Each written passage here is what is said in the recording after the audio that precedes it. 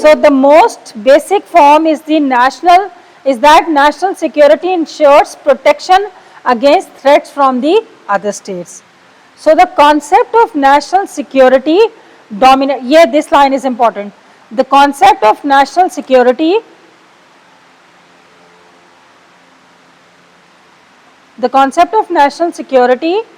dominated throughout the Cold War period.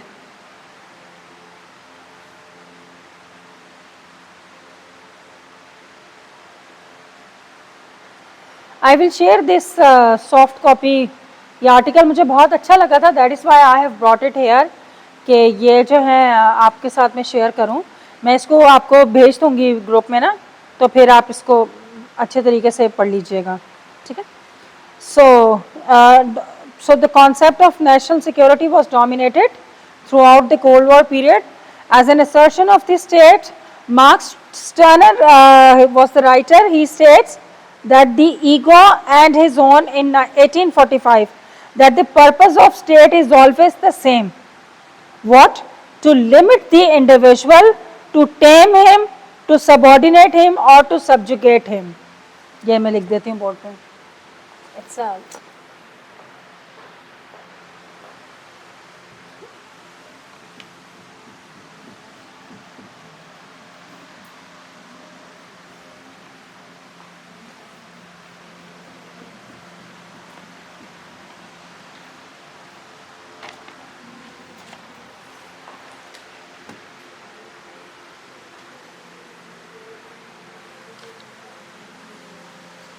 Max Stirner.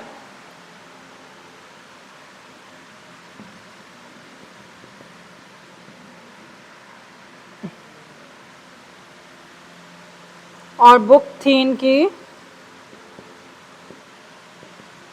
The ego and his own.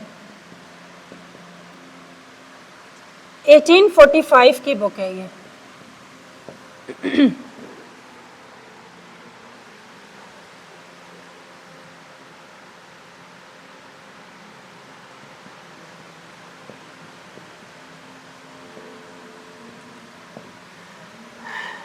The purpose of state is always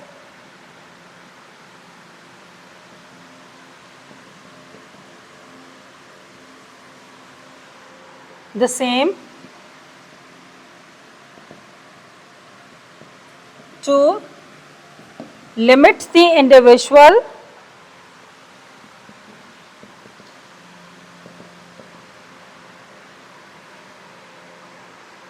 to tame him,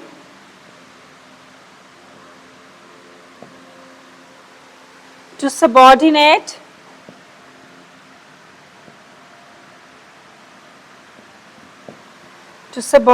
him and to subjugate him.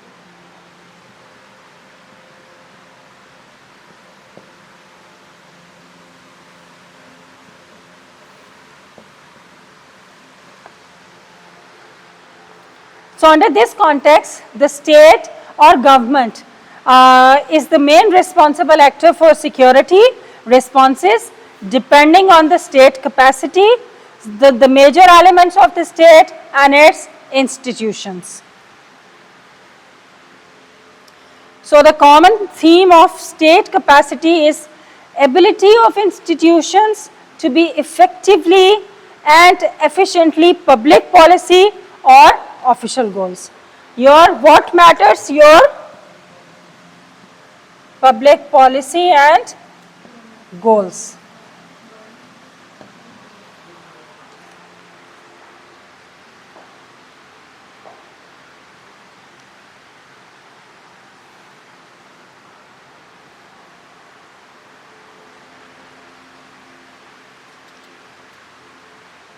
Clear?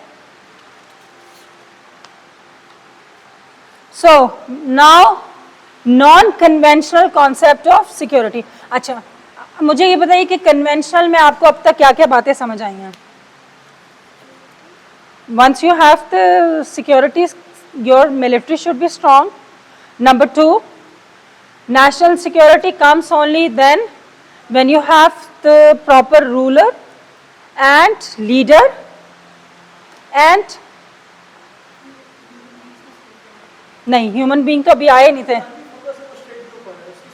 Exactly वो अभी नहीं आया, आपके human non conventional में आ रहे हैं।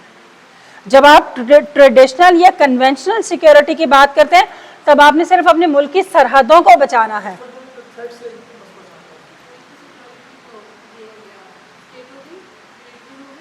अच्छा, फिर आपका जो है लीडर, ठीक है, बिल्कुल, और आपने एक्सटर्नल एनिमी से अपनी स्टेट को बचाना है। लोगों की बात नहीं हो रही, लोगों की जहनी हालत की बात नहीं हो रही है, सिर्फ और सिर्फ ताकत की बेस पे, हार्ड पावर पे बिलोंग कर रहे हैं, ठीक है। This is your traditional and conventional. तो कभी अगर एग्जाम में ट्रेडिशनल या कन्वेंशनल से कंफ्यूज नहीं हो जाइएगा, कन्वेंशनल का मतलब भी ट्रेडिशनल होगा और ट्रेडिशनल भी कन्वेंशनल होगा, ठीक है।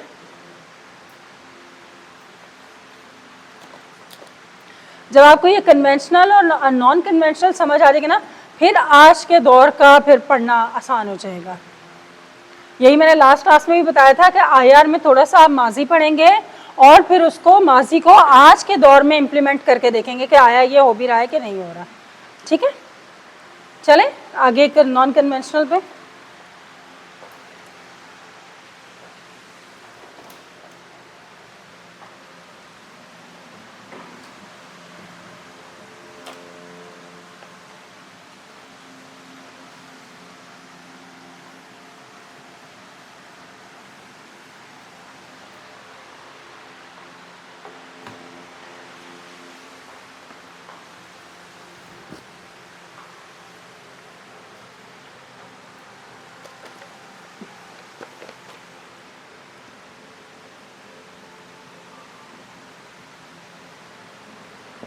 Non-conventional concept of security.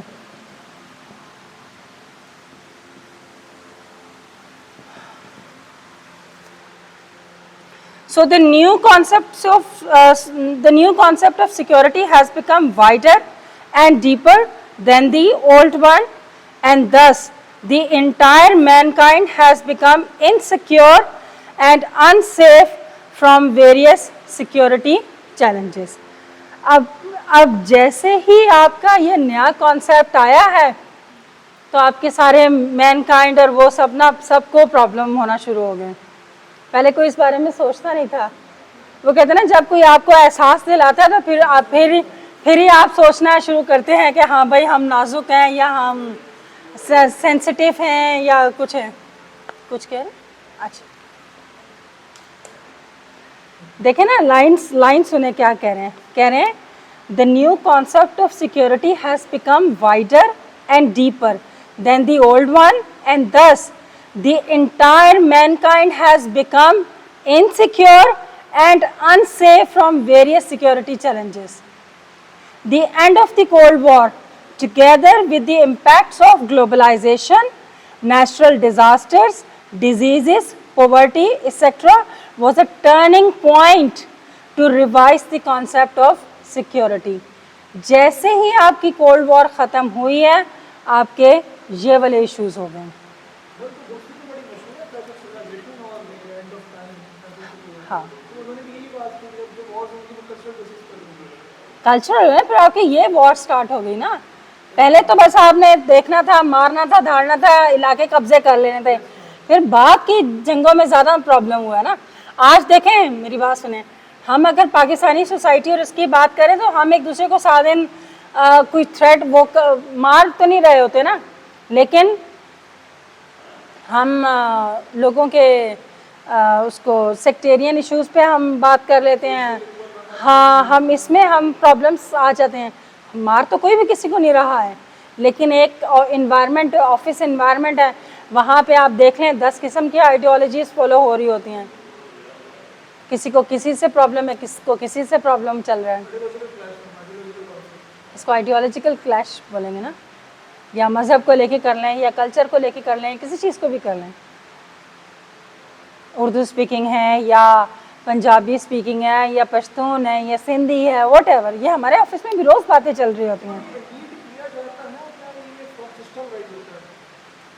Sorry, हम कहते हैं लोगों की साजिश, हाँ उसकी साजिश ना, ये विद इन इंडिविजुअल्स होता है या ये इंडीड किया जाता है सिस्टम्स के अंदर? नहीं नहीं नहीं नहीं, सिस्टम के अंदर नहीं किया जाता। ये प्रॉब्लम ये होता है कि जब आप ग्रुप वर्क बैठ के काम कर रहे होते हैं ना, तो फिर हम रियलाइज़ कर रहे होते हैं, और वो भी तब रियलाइज़ करते हैं जब हम किसी के साथ मतलब कि कोई, जैसे बिल्कुल छोटे लेवल की बात बता रही हूँ, ऑफिस में किसी को पैसे दे दिए, ठीक है, तो वो आपका जैसे क्लास 4 जो क्लास है, आपके जो पीएन वगैरह हैं उनको आप कुछ दे दें, ठीक है, तो उसके बाद वो आपसे ये तो क्या कह रहे हैं कि मैडम मुझे दे दें तो मैं आपको 2 दिन बाद या हफ्ते बाद वापस कर दूंगा पैसे। आप चलो दे देते हैं कि कोई नहीं, खैर है, ठीक है, बाद में ना भी आपका दिल चाहे तो आप पूछते भी नहीं है पैसों का। But if you ask for money तो वो आपको, अच्छा I will give tomorrow, I will give tomorrow, I will. तो जो इस किस्म की डीलिंग्स आपकी चल रही होती है ना, फिर आप अपने लेवल के कलीग्स पे भी बात करते हैं। आपको कोई प्रोजेक्ट मिला है कि you have to work collectively, तो उसमें आप देखते हैं कि वो हर किसी का सेल्फिश एटीट्यूड हो जाता है कि भाई मेरी रिप्रेजेंटेशन है, तो आपका इंटरेस्ट तो मेन है, नेशनल इंटरेस्ट हो गया या पर्सनल इंटरेस्ट, ये तो इम्पोर्टेंट हो जाते हैं ना। So globalization brought natural disaster, the end of Cold War brought globalization, natural disasters, diseases and poverty. ठीक है? ग्लोबलाइजेशन जो है ये आईआर और ऐसे का बड़ा हॉट फेवरेट टॉपिक है। अभी भी स्पेशली भी ग्लोबलाइजेशन जो है ऐसे आया था, तो इसी पे फोकस करें। बहुत बहुत बहुत 2024 में अभी वो सर ने शेयर तो किए थे, क्या नाम था उनका सर? देखा था, तो इससे पूछ रहे कि अभी 2023 के स्पेशल में दिया तो 24 में देंगे। देखें, अगर डायरेक्ट ऐसा नहीं आएगा तो कुछ ना कुछ उसकी शक्ल चेंज करके दे सकते हैं। मतलब कि एक मेन थीम यही रहेगी, मैं भी कुछ पूछ और लें आपसे, इस तरह का हो सकता है। ओके, सो आगे सुनिए, आगे बड़ी मजे की बात है।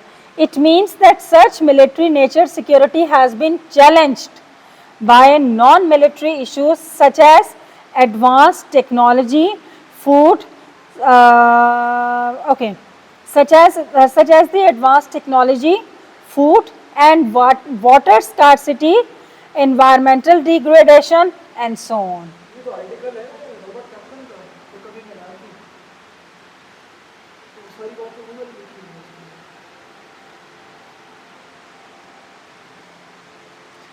Okay. अच्छा जी। So in this context, non-traditional security threats have to be defined in a comprehensive manner.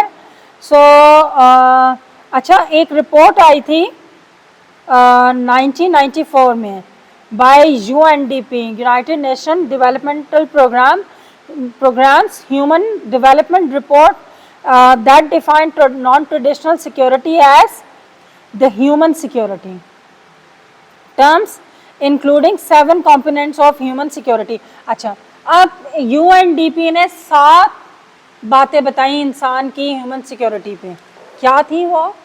कि ये 7 चीज़ें आपकी सिक्योरिटी में आनी चाहिए। UNDP in 1994. 7 components.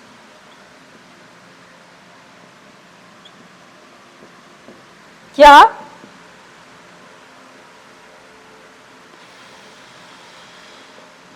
Personal,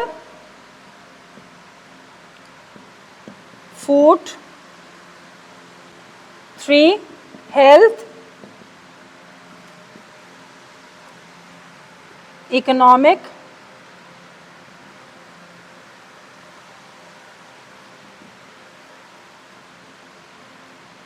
community, political and environmental security.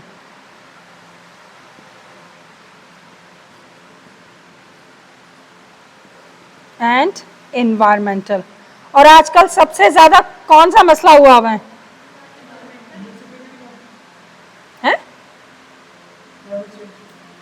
Yes, environmental security. अब ये देखें, एनवायरनमेंट अपने बस की चीज़ नहीं है, लेकिन फिर भी सबसे बड़ा मसला बना हुआ है ये। वो तो हमारी वजह से ही है ना।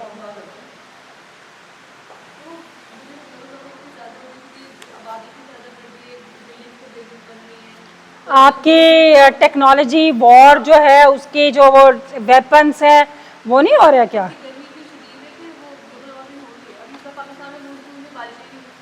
अब आपका एयर कंडीशन चल रहा है, ये तो आपका ठंडा हो रहा है, इसका आफ्टर इफेक्ट तो बाहर हो रहा है ना।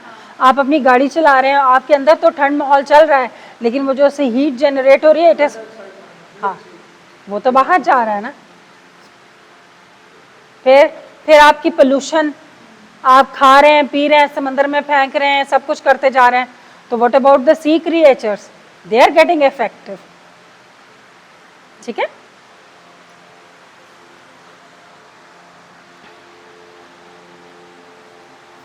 ओके जब हम पर्सनल सिक्योरिटी की बात करेंगे तो उसमें क्या आ जाएगा? Protecting people from physical violence. ठीक है, वेदर फ्रॉम द स्टेट और external states, from violent individuals or sub-state factors, from domestic abuse and from predatory adults। ठीक है, आपका पर्सनल सिक्योरिटी से मुराद आपने फिजिकल वायलेंस को कंट्रोल करना है।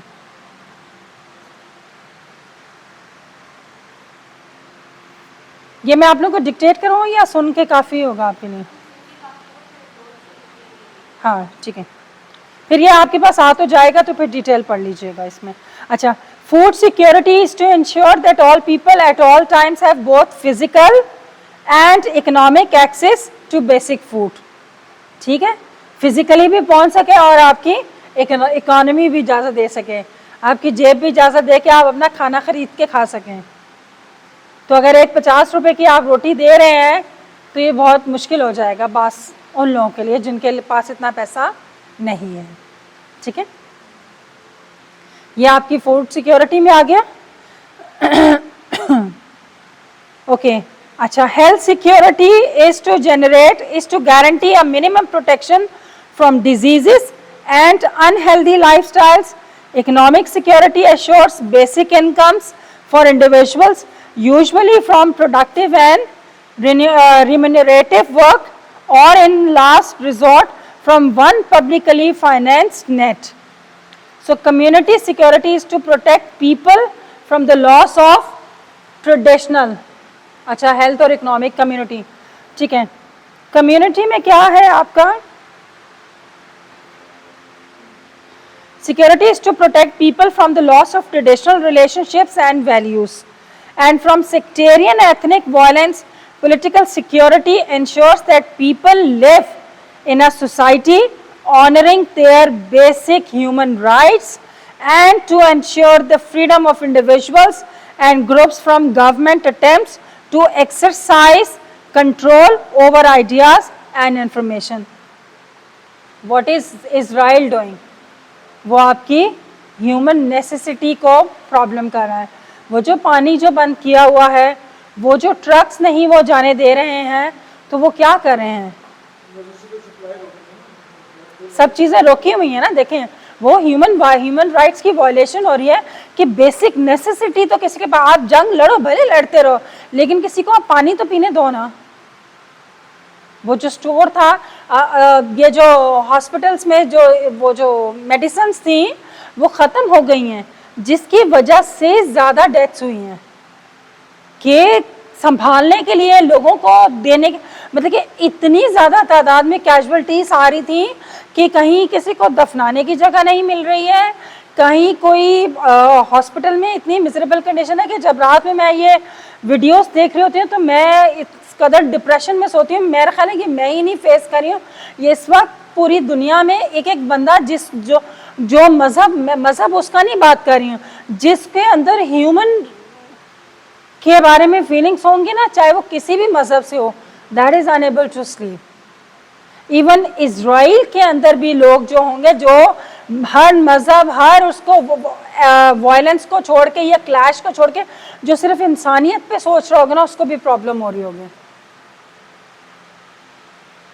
इतनी मिजरेबल कंडीशंस हैं। मुझे एक वीडियो बहुत वायरल हुई थी कि doctor was in on his duty और उनके सामने एक डेड बॉडी लाई गई है, और जब वो डेड बॉडी को अनकवर किया गया तो that was his own son, कि जो किसी बॉम्ब ब्लास्ट में वो आया है, बम्बार्डमेंट, और उसमें he lost.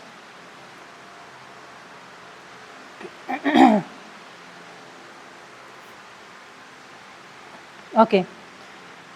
So honoring their basic human rights and to ensure the freedom of individuals and groups from government attempts to exercise control over ideas and information by environmental security means is to protect people from the short and long term ravage of nature, man-made threats in nature and deterioration of the natural environment. कुछ दिनों, कुछ 5-6-7 साल पहले वो जो world environment day पे beat plastic pollution का जो आया था टॉपिक, 2013 या 14-15 में कुछ ये थीम जनरेट हुई थी, तो उसमें जो इंसान के जो प्लास्टिक बैग्स होते हैं वो जब समंदर के अंदर गिर जाते हैं, क्योंकि ये प्लास्टिक आपका वो नहीं होता, डिसॉल्व नहीं होता है, हाँ, मतलब कि ये घुलता ही नहीं है, जितना मर्जी पानी में पड़ा रहेगा एज इट इज़ रहता है। तो वो उसमें मैंने एक डॉक्यूमेंट्री दिखाई थी अपने उधर नेवी में ही, तो उसमें वो ये था कि जब जानवरों को कि जब वो जो ऑपरेशन किए गए थे ना, जब वो डेथ हो गई थी उनकी, तो उसके अंदर से ना प्लास्टिक निकल रहा था।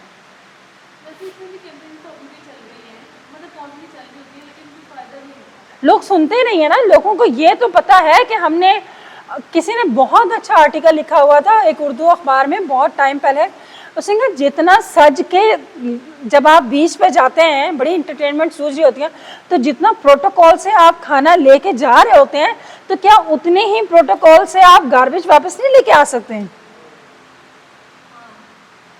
वो फिर पी के आप उधर ही फेंकते जा रहे हैं। इवन गाड़ी चलाते हुए अगर कोई प्लास्टिक बॉटल बीच में आ जाए तो वो एक मुश्किल हो जाती है, बाइकर्स के लिए तो और ज़्यादा खतरनाक हो जाती है। और ये हुआ है कितने दिन पहले, 3-4 दिन पहले की बात है, वो जो बड़ी वाली पानी की बोतल नहीं होती, वो जो, हाँ, वो जो गैलन है, ओ माय गॉड, वो रोड पे किसी का गिर गया।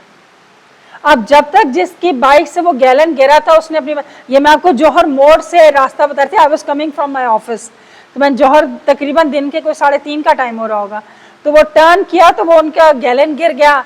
अब वो खाली था तो वो कोई हवा या डिसबैलेंस हुआ, वो गिर गया।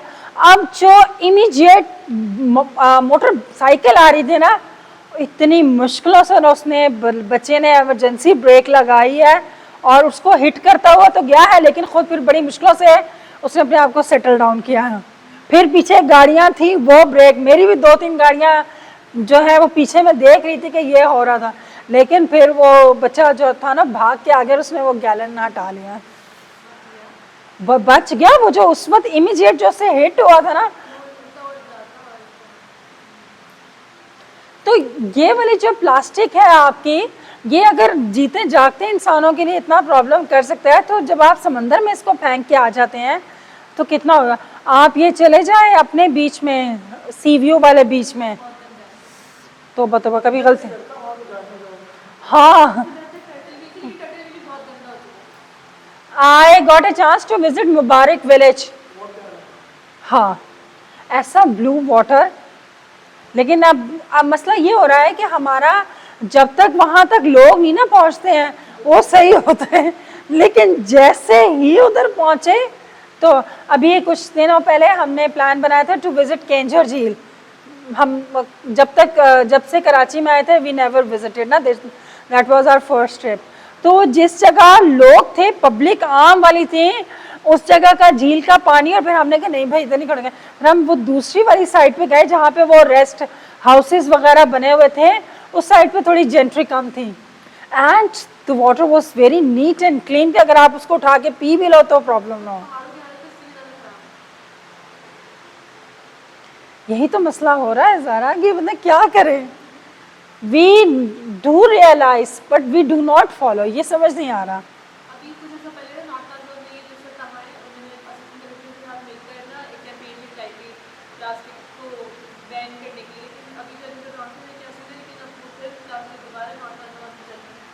देखिए मसला ये है कि प्लास्टिक के बगैर गुजारा भी नहीं है। लोग अपने घरों से कपड़े के थैले निकाल के लेके आओ, फिर सारा कुछ लेकिन नहीं। हाँ, वो नहीं कर पा रहे हैं, फिर मजबूरन ये दोबारा चलना शुरू हुआ। इतनी आदत होती है कि कन्वीनियंट ही रहते हैं कि बाजार जाओ ना तो बस हाथ के सारी चीजें लेके आ जाओ। हाँ ना, कौन अभी घर से वो पहले तो वो थैला ही ढूंढता रहे और वो मुसीबत पड़ी रहे उस थैले को मिले ना मिले।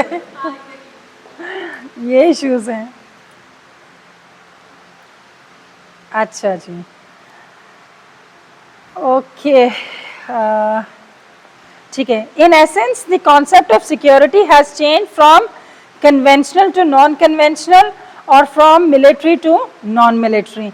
इन other words, it has become different from hard issues like peace and war to soft issues like human trafficking and terrorism in human security.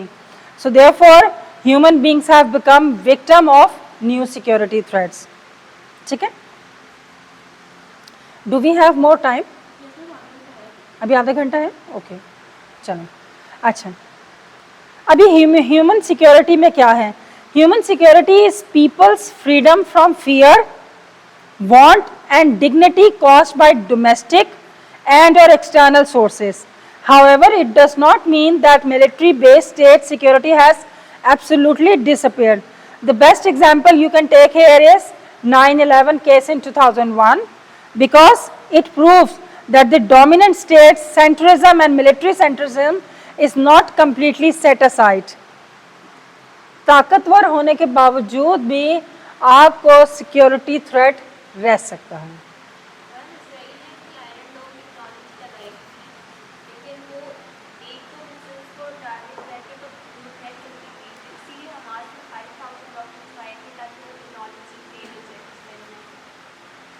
और आप देखें ये जो अटैक हुआ है तो कहते हैं कि हमास ने इस तरीके से अटैक किया है कि even Israel's intelligence agencies were unable to guess कि that is going to happen.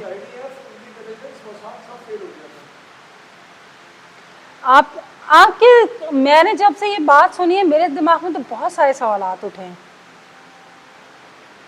कोई internal involvement from Israel side, ठीक है, आपका जो निज़ाम डिफ्यूज हो गया था कि आप डिटेक्ट ही नहीं कर सके कि कुछ होने वाला है, ठीक है, तो आप नहीं समझते हैं कि कोई आपके अंदरूनी सहूलतकार मौजूद होंगे जो जिन्होंने उनको किया? नहीं,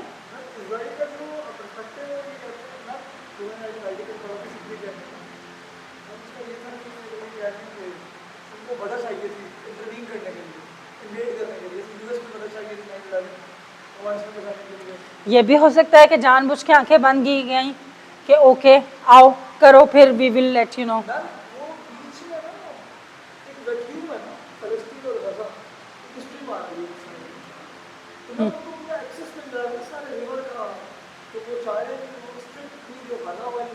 वो भी ऑक्युपाइड कर लें।